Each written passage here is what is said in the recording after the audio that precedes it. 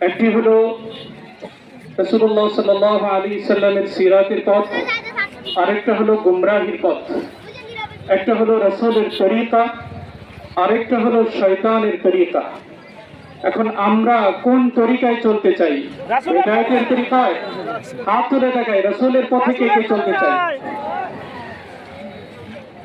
এখন কারা রাসূলের পথে আছি, কারা গুমরাহির পথে আছি, এটার কি লক্ষণ, কি আলামত, এই বিষয়ে আমি দুটি কথা বলবো।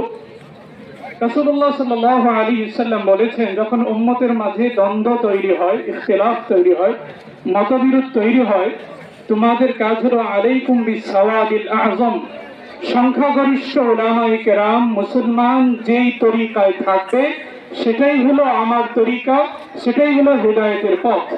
এর বাইরে যারা থাকবে তারাই হলো গুমরাহির মাঝি। এজন্য আমাদের